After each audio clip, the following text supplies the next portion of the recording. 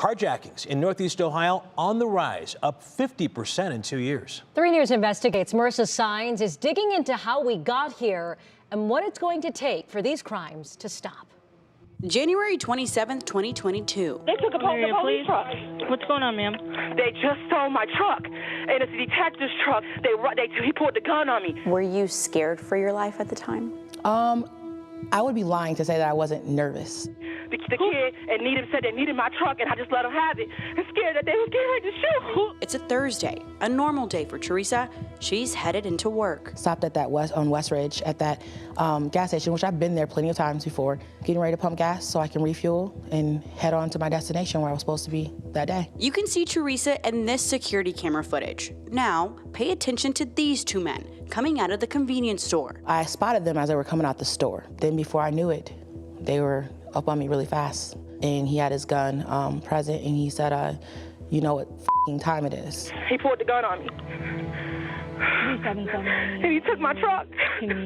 3 suspects were arrested and charged. One just 18 years old. Teresa is just one person who has fallen victim to a sweeping rise in carjackings plaguing Northeast Ohio. I think there might be a car theft or someone getting kidnapped in like a brown SUV. They were screaming. Last October, carjackers kidnapped a 38-year-old woman at the Cleveland Hopkins International Airport. Police say the victim was threatened with a gun when trying to escape, ultimately biting one of the suspects, then pushed out of the moving car. In Little Italy on December 27th, a 22-year-old woman carjacked and shot in the leg. A 14-year-old boy arrested for the crime.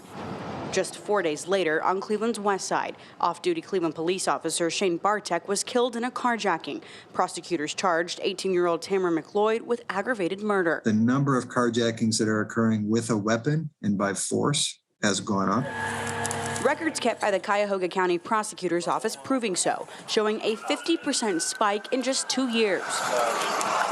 Across the city, 285 carjackings in 2019. That jumped to 355 in 2020, and even more in 2021 with 433. And the age of the offenders certainly seems to be going down. Kids just haven't been spending much time in school. The rise is causing some, such as Daniel Flannery, Director of Violence Prevention at Case Western Reserve University's Begun Center, to reevaluate the state's approach to dealing with teenage offenders. That's a juvenile justice system issue right now. And you want there to be some grace, but at what point do you draw the line? You have to take a preventive approach to this and a longer-term view. Merriweather is holding on to hope the 3 suspects in her case aren't able to do this again.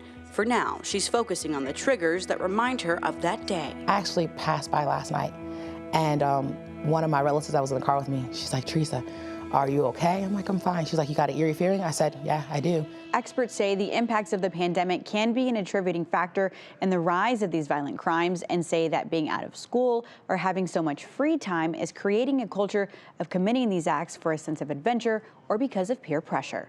Marissa Sines, 3 News.